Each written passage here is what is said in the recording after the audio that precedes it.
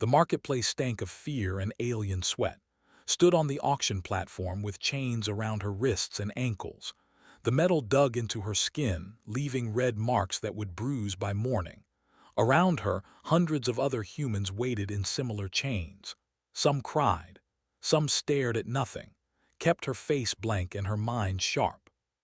The buyers circled below like insects examining prey. Their exoskeletons clicked and scraped as they moved. Multiple eyes studied the humans from every angle. When they spoke, it sounded like grinding metal mixed with hissing steam. This one, a guard pointed at with a clawed appendage. She has knowledge, a scientist from Earth. Lord Vex approached the platform. He was larger than the other, with darker armor plates and scars across his face. He tilted his head, examining with cold interest. "What did you do on Earth, human?" "I studied genetics," answered. Her voice did not shake. She would not give them that satisfaction. "Good, we need workers for our laboratories. You will create weapons for the Empire." Said nothing. Inside, her heart screamed.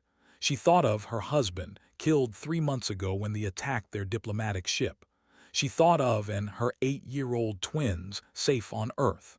She had kissed them goodbye before the mission, promising to return with stories of peaceful aliens and new worlds. That promise died in the burning corridors of their ship. The next 2 years blurred together in a nightmare of forced labor. Worked in the genetic laboratories 16 hours each day. They wanted her to design biological weapons that would spread through enemy populations. They wanted viruses that could kill millions. They wanted her to become a monster. Instead, became a saboteur. She worked slowly, making mistakes that seemed accidental. She corrupted data files.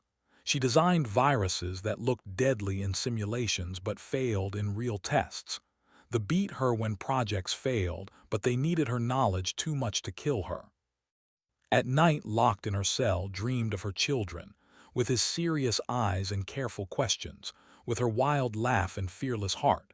They would be 10 years old now. Did they remember her face? Did they know she was still fighting? In her 2nd year of captivity, discovered something important. The laboratory had old Earth communication equipment, salvaged from captured ships. It was locked away, considered useless because they could not crack Earth's encryption codes. But could. She spent 3 months planning. She stole access codes from careless guards. She memorized patrol schedules. She befriended other human slaves who worked in different sections, creating a network of tiny favors and shared information. Finally, one night when the main power grid underwent maintenance, had 17 minutes of opportunity. She crept through darkened corridors to the storage room. Her hands shook as she activated the communication device. The screen glowed blue in the darkness. She typed quickly, encrypting her message with codes only Earth military would recognize. She included coordinates, technical data about weaknesses she had discovered, information about the slave facilities across the frontier. And one phrase, "Wake the sleepers in the Black Vault." Deleted her tracks and returned to her cell. 3 days later, Lord Vex came for her personally. "We found your message, human." His voice carried satisfaction. "Did you think we would not notice the power fluctuation?" They dragged to the public square. Thousands of gathered to watch. Other human slaves were forced to the front, made to witness what happened to those who resisted. Knelt in the center of the square. Fresh chains, heavier than before, bound her arms and legs. A guard forced her head down. Lord Vex addressed the crowd. This human thought she was clever, thought she could defy the Empire. Let her death remind all slaves of their place. They laughed. The sound echoed off metal buildings like breaking glass. They clicked their mandibles in amusement. To them was a joke. Humans were weak, forgettable, easy prey. Lord Vex activated the execution device. Energy crackled in the air. Raised her head. She looked directly at Lord Vex with no fear in her eyes. "My children will remember," she said clearly. More laughter from the crowd. What could children do against an empire? The energy blast hits chest. Pain exploded through every nerve. She fell forward, chains rattling against stone. Her last thoughts were of End. She saw them clearly, not as the 8-year-old she had left behind, but as they would become, strong, determined, unstoppable. The message had been sent. Earth would receive it. Her children would understand. As darkness closed in, smiled. The thought this was an ending. They did not understand humans at all. For her people, death was never an ending. It was a beginning. The laughter continued as her body went still. The dispersed, already forgetting the small human woman who had dared to resist. They returned to their lives, confident in their power. They did not know that across the galaxy, on a blue planet they had dismissed as weak and irrelevant, 2 children were about to receive their mother's final gift. And that gift would burn the empire to ash. 10 years passed like a wound that never healed. Stood at the window of the military academy dormitory, watching snow fall across the training grounds. He was 18 now, tall and lean with his mother's careful eyes. Beside him, cleaned her service pistol with practiced movements. She had their father's fierce expression and their mother's brilliant mind. The message came through again last night, said quietly. Looked up, same encryption. Yes, same coordinates, same phrase, pulled out a small data chip. I finally cracked the last layer. There's a location, Siberia, something called Project Icarus. They had received fragments of their mother's final message over the years. Earth military had classified it, locked it away, but had skills with computers that impressed even his instructors, had skills with persuasion that could make people forget they had secrets. Together, they had pieced together the puzzle their mother left behind. 2 days later, they stood outside a fence in the middle of frozen wasteland. Guard towers rose above concrete walls. Signs warned of lethal force. The official record said this facility did not exist. General met them at the gate. He was old now, with gray hair and tired eyes. He had served with their mother during the early days of alien contact. You should not have come here, said. Our mother sent us coordinates, replied. We came. Studied them for a long moment. Then he nodded.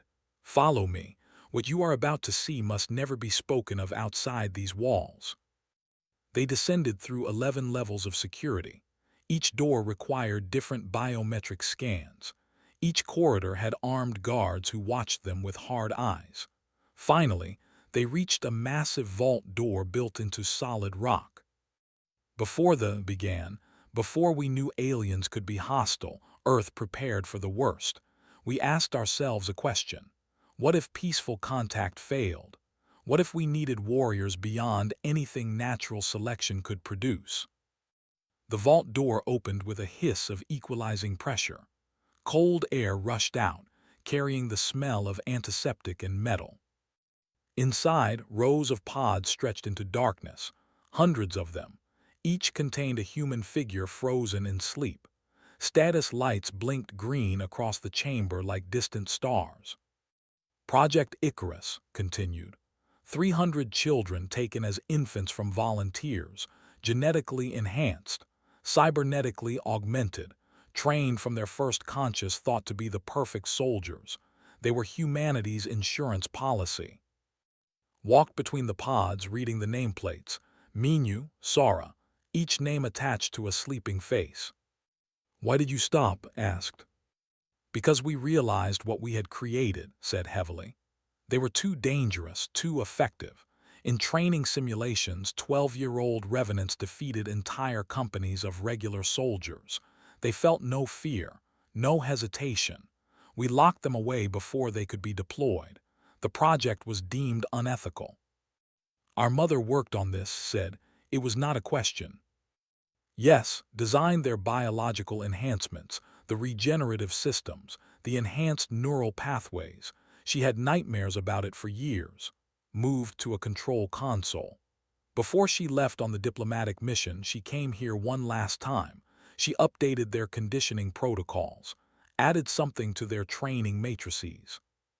What did she add? Demanded. Pulled up a file. His face appeared on screen, recorded 10 years ago.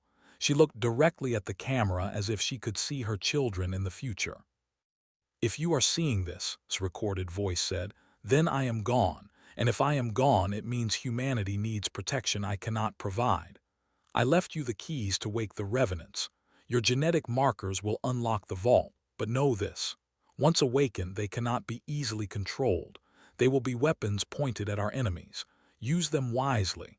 Use them to protect what I died protecting. The recording ended. Silence filled the vault except for the hum of systems. The government forbids awakening them, said. The risk is too great. They killed our mother, said flatly. They hold 47 human colonies in slavery. They laugh at us, call us weak.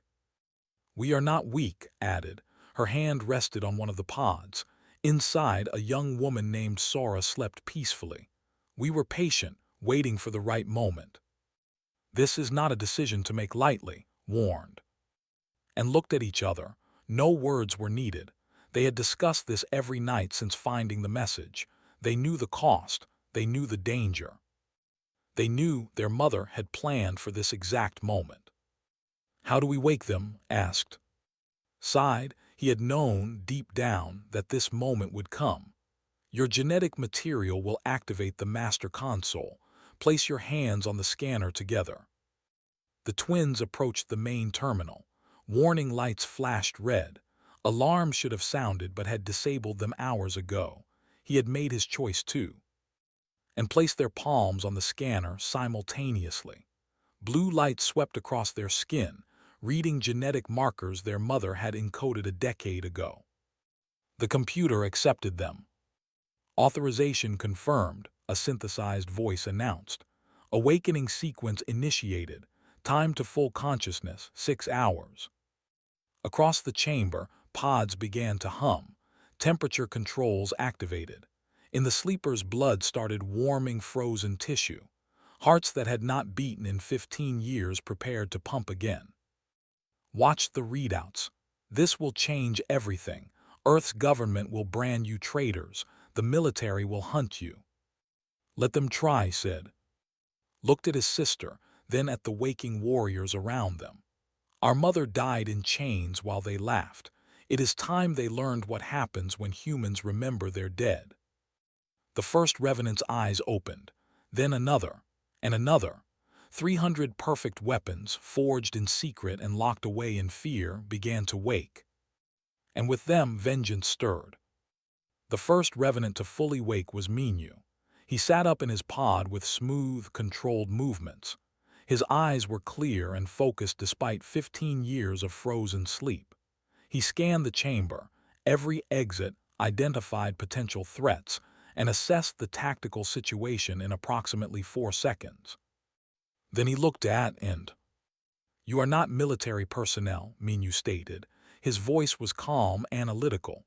"Why did you wake us?" "Our mother designed your enhancements," answered. "Her name was, she died a slave while aliens laughed. We woke you to make them stop laughing." Minyu's expression did not change, but something flickered in his eyes. Recognition. "I remember her voice from the conditioning protocols. She taught us to protect humanity, to be shields and swords when needed." Around the chamber, other revenants emerged from their pods. They moved with inhuman grace, bodies responding perfectly despite years of inactivity. The enhancements worked flawlessly. Regenerative in their blood repaired any tissue damage from the long sleep. Enhanced neural pathways fired at twice the speed of normal humans. Sora approached. She was small, barely 5 feet tall, with features that seemed delicate. But noticed how Sora moved, each step perfectly balanced, ready to explode into action at any moment. "You look like her," Sora said softly. "Like, I remember her face from the training simulations." "She left us a message," replied. "Instructions to wake you, to use you against the Empire." Joined them. He was massive, nearly 7 feet of engineered muscle and reinforced bone. "What are our mission parameters?" General stepped forward. There are no official mission parameters. Earth's government does not authorize this operation. Officially, you do not exist. These two civilians awakened you against direct orders. Then we are rogue assets, Minyu said. It was not a question. Yes. Minyu looked at the other revenants gathering around him. 300 pairs of enhanced eyes looked back. They had been created for one purpose, forged in laboratories and training chambers to be humanity's ultimate weapons, then locked away because that purpose frightened their creators. I accept these mission parameters, Minyu announced. We are weapons without wielders. We will be our own commanders. One by one, the other revenants nodded. They had trained together from childhood. They understood each other in ways normal humans could not. They were not just soldiers. They were a single, deadly organism. Led them to a hidden facility on Earth's moon. The base had been built for Project Icarus, but abandoned when the project was shut down. Now it became their training ground. For 3 months, the revenants relearned what their bodies could do. They had been trained as children, but their adult forms had new capabilities. Enhanced muscles could lift 500 pounds. Reinforced bones could not break under normal stress. Regenerative systems could heal a broken arm in 2 days instead of 6 weeks. But it was the mental enhancements that truly set them apart. Watched Minyu plan their first operation. The Revenant leader worked at a holographic display, moving pieces across a 3-dimensional map. He calculated attack vectors, supply lines, escape routes, and backup plans simultaneously. His mind processed tactical data the way normal humans breathed.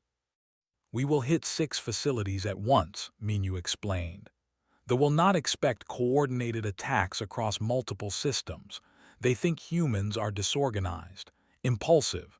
We will show them the truth. Sora approached during a break in training. You are not enhanced like us, but you fight well. Your mother trained you. My mother taught me to think, corrected. She said strength without intelligence is just violence. Will you fight with us, you and your brother? Smiled, it was not a kind smile. We did not wake you to watch from safety.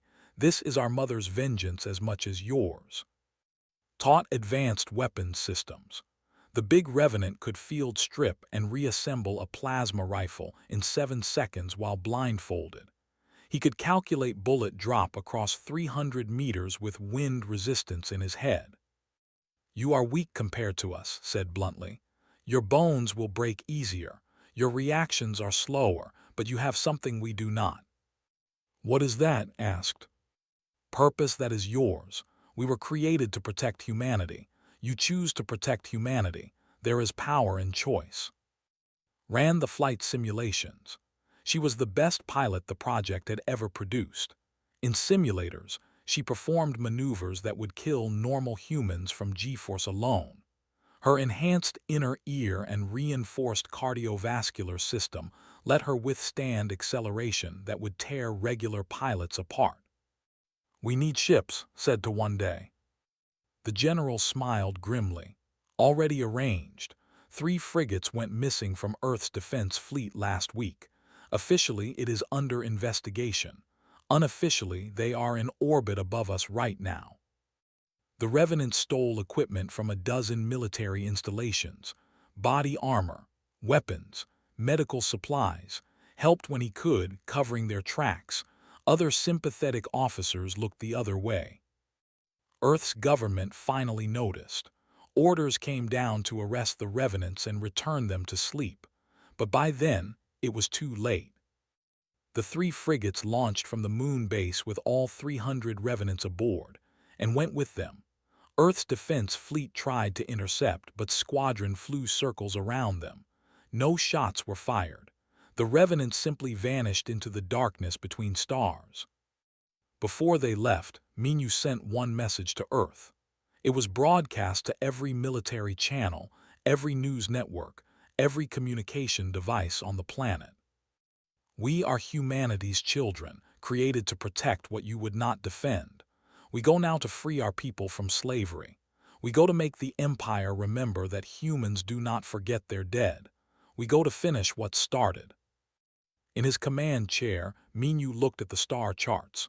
47 colonies enslaved, thousands of humans in chains, an empire that thought itself invincible. First target, Sora asked.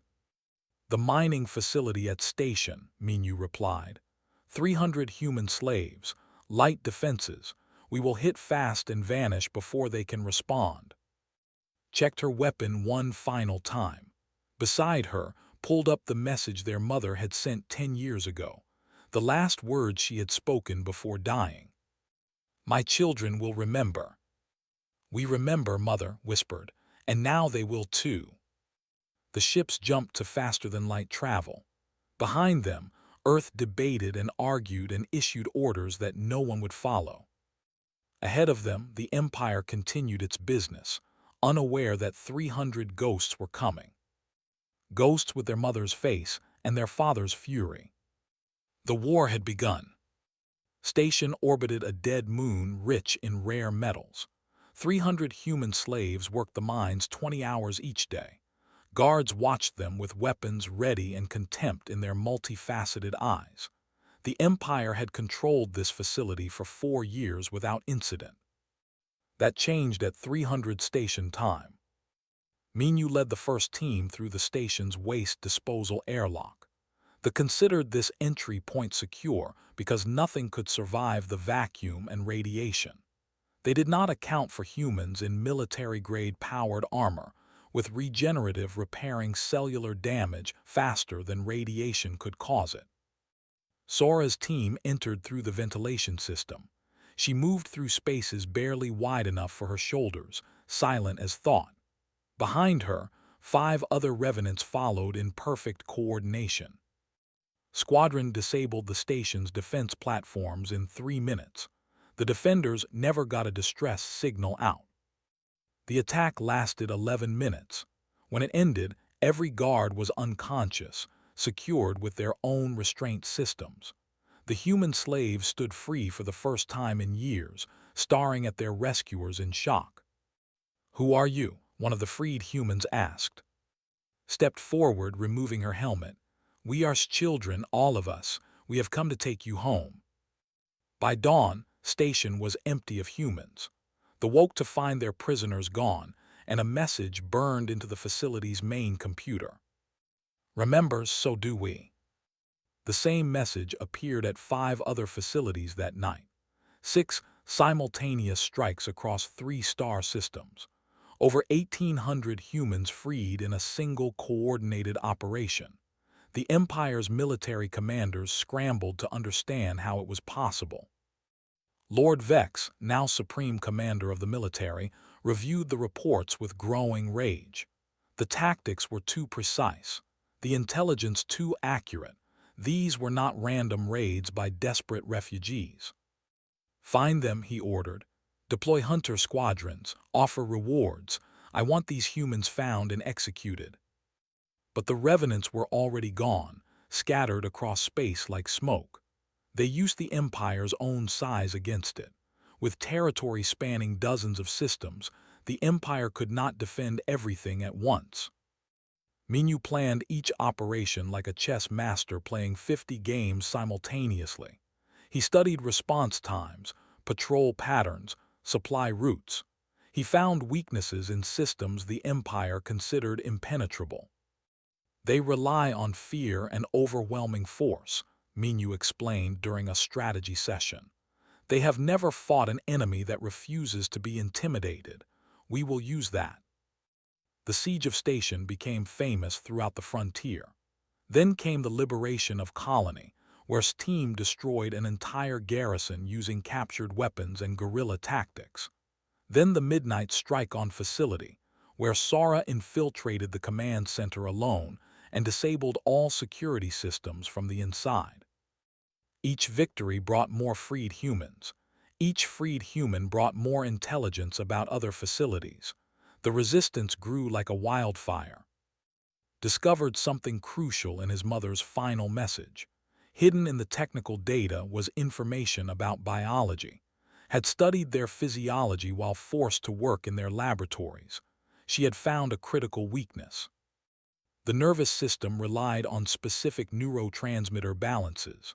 A particular compound could disrupt these balances, causing temporary paralysis without permanent damage. Had encoded the formula in her message, waiting for someone to find it. Working with freed human scientists, synthesized the compound. They weaponized it as an aerosol agent. One canister could incapacitate an entire platoon for hours. The next raids became even more effective. Revenants would breach a facility, deploy the compound, and secure, all without firing a shot. Violence became unnecessary when better tools existed. Lord Vex watched his empire crumble one facility at a time. He reviewed the footage from Execution, her final words haunting him. "My children will remember." He finally understood. This was not a military operation. This was a promise kept. The human woman had died knowing her people would come for vengeance. She had planned it, prepared for it. Her death had been the seed, and now the crop came to harvest.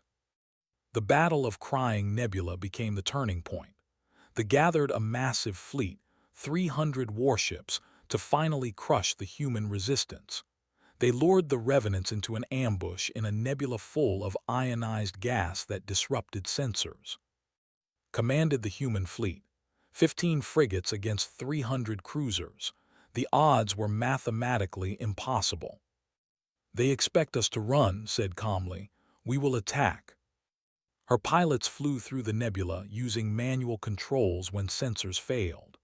They used the gas clouds as cover, striking from unexpected angles and vanishing before return fire could hit. Personally destroyed 7 cruisers, her ship dancing through weapons fire like a leaf in wind.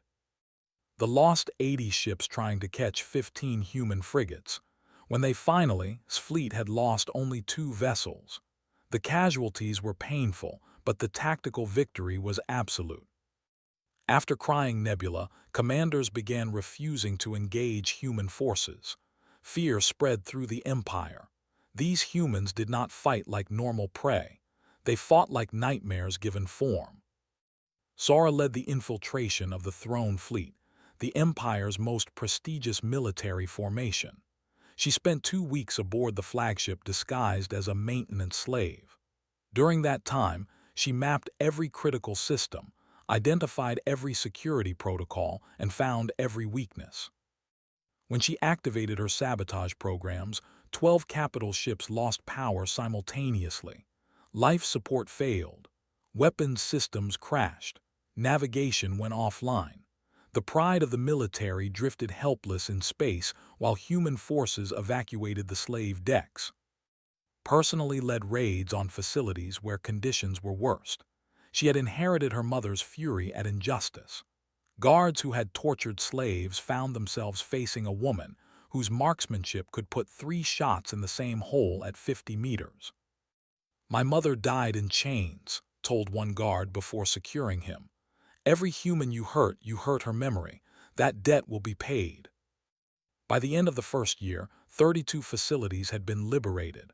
Over 12,000 humans freed. The Empire's slave-based economy began collapsing. Colonies that relied on human labor faced shortages. Trade routes broke down. The Empire that had laughed at Execution now whispered her name in fear. Compiled a list of every human who had died in captivity. His mother's name was first, but thousands followed. He broadcast this list to every freed colony. "Remember them," he said in his transmission. "Not with sadness, but with action. They died as slaves so we could live as free people. Honor them by never forgetting." Monuments began appearing on liberated worlds. Simple stone markers with names carved deep. At the top of every monument, one name appeared first. The woman who died in chains, so her children could break them. Prime had never been attacked in its 3,000-year history. The sat at the center of the Empire, protected by layer upon layer of defense systems. 5 orbital platforms, permanent fleet presence, planetary shields that could withstand nuclear bombardment. The leadership believed it was untouchable. They were wrong. Minyu spent 6 months planning the final assault. He studied every piece of intelligence gathered from freed slaves.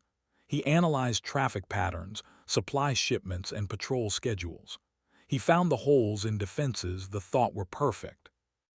"We have 300 revenants and 7,000 freed humans willing to fight," Minyu told his council. "They have millions of soldiers and thousands of ships. We cannot win a conventional battle." "So we do not fight a conventional battle," Sora finished. The assault began with Squadron. 50 ships, most of them converted civilian vessels, jumped into Prime System broadcasting distress signals.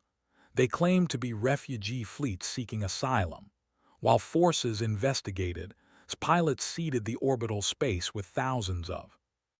By the time they realized the distress signals were fake, it was too late. The satellites activated, jamming communications across the entire system. Defense platforms tried to coordinate, but without communication, each platform fought alone. Sora's infiltration teams had been on Prime for weeks, disguised among the slave populations. When the orbital jamming began, they struck at ground-based command centers. Power stations went dark. Traffic control systems crashed. The military found itself blind and deaf. The main assault force arrived 12 hours later. Not thousands of ships, but hundreds. Not an invasion fleet, but precision strike teams. They bypassed the confused orbital defenses and headed straight for the Imperial Palace. Lord Vex watched from his command center as the human forces descended. He had deployed every available soldier to defend the palace. 50,000 warriors against a few hundred humans. "They are insane," his second-in-command said. "Even enhanced humans cannot defeat these numbers." But the Revenants did not fight like normal soldiers. They fought as a single organism, each member perfectly coordinated with the others. When one team drew fire, another struck from an unexpected angle. When defenses concentrated on one area, another team breached somewhere else. Heavy weapons teams destroyed armored positions with precision fire. Minyu's tactical squads turned every street into a. Sora's infiltrators appeared inside supposedly secure positions, sabotaging from within. And chemical weapons neutralized entire formations without casualties. Soldiers collapsed by the hundreds, paralyzed but alive. The humans took no pleasure in killing. They were here for one purpose only. Justice. Led the team that breached the Imperial Palace. Beside her ran Minyu, Sora, and behind them, 100 more revenants pushed through the last defenses.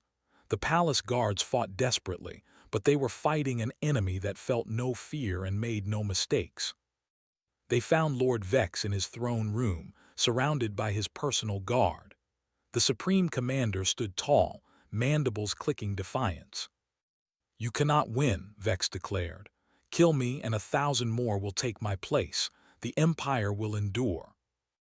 "We did not come here to kill you," said. He approached with a data pad in hand. "We came to show you something." Minyu's team secured the guards efficiently. Enhanced strength made disarming them simple. Chemical weapons made restraint unnecessary. Within minutes, the throne room was secure. Forced Lord Vex into his own throne and activated the room's holographic display. Images filled the air. Every battle, every freed facility, every liberated human.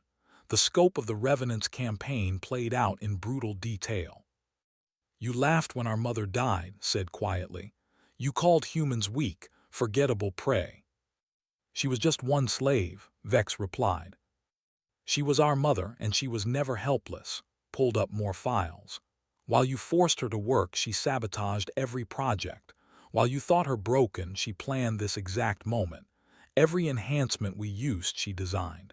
Every weakness we exploited, she discovered.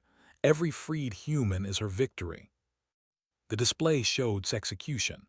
Her final words echoed through the throne room. "My children will remember." We remembered, continued. Every single day for 10 years we remembered, we studied, we trained, we prepared. You gave us purpose the day you killed her. Activated another file. It showed the chemical formula had hidden in her message. Our mother left us the key to defeat you, not through strength but through understanding. She learned your biology while you treated her as property. She turned that knowledge into a weapon. What will you do now? Vex demanded. Destroy my world, kill millions in revenge. No, Minu said. He stepped forward, his enhanced eyes cold and analytical. Genocide would make us like you. Instead, we will dismantle everything you built. Over the next 3 days, human forces systematically shut down Prime's military infrastructure. Weapons factories were disabled. Shipyards were occupied. Military academies were closed. The Empire's ability to make war was dismantled piece by piece. But civilians were left alone. Families continued their lives. The humans who had been slaves now walked free, but they did not seek revenge on the innocent. Lord Vex was forced to watch all of it, forced to see his empire reduced to just another planet in the galaxy, stripped of the power to enslave others. You were right about one thing, told him before they left. The empire will endure, but it will endure as a memory, a warning. The galaxy will remember what happens when humans are pushed too far. The final treaty was signed 6 months later. The empire dissolved into independent systems. All slave facilities were permanently closed. The remaining military was limited to defensive forces only. Reparations were established for every freed human. 5 years after their mother's death, and stood on a cliff overlooking a memorial garden. Around them, thousands of freed humans gathered for the dedication ceremony. The monument was simple, black stone rising from white flowers. On it, every name of every human who had died in captivity was carved. At the very top, in letters that caught the sunlight, one name stood alone. We built 47 of these, said softly, one on every liberated world. She would have wanted something more practical, replied. A research facility, a school. We built those too, but people need to remember, need to know the price of freedom. Below them, Minu commanded the Vault Guardians, the peacekeeping force the Revenants had become. They patrolled the frontier, ensuring no empire could rise to enslave others. 300 perfect weapons had found their purpose protecting the weak. Sora ran diplomatic missions, teaching other species about human resilience. Established training academies where freed humans learned to defend themselves. Led exploration fleets, searching for other enslaved populations. General had been pardoned by Earth's government. His actions, once considered treason, were now recognized as heroism. He stood beside the twins at the memorial. Your mother would be proud, said. Our mother would say we did what was necessary, corrected. Pride was never the point was remembering. Placed a hand on the stone monument. The names carved there represented thousands of lives stolen, thousands of stories ended before their time. His mother's name topped them all, but she was not separate from them. She was part of them. They had died together, slaves of an empire that thought itself invincible. But they had not died forgotten. They thought breaking her would break us, whispered. They did not know humans, replied. We do not break, we transform pain into purpose. Around them, freed humans touched the memorial, reading names, remembering faces. Children born into slavery but freed by the revenants played in the gardens. They would grow up knowing the price of their freedom and the value of remembering. The galaxy had learned humanity's lesson the hard way. Humans were not the strongest species, not the fastest, not the most technologically advanced, but they remembered their dead, and they honored those memories with action. Had died in chains while aliens laughed. Her children had returned from Earth's black vault with an army of engineered warriors. They had dismantled an empire, freed thousands, and ensured the name of every victim would never be forgotten. The laughter had stopped, and in its place, across 47 worlds, monuments stood tall. Each one carried the same inscription beneath the names. We remember, we endure, we protect our own. And stood together as the sun set over the memorial. Behind them, 7,000 freed humans sang a song of remembrance. Ahead of them, a galaxy slowly learning that humanity's greatest strength was not in their weapons or their enhancements. It was in their refusal to forget. Their mother had known this, had planned for it, had died believing in it. And her children had proven her right.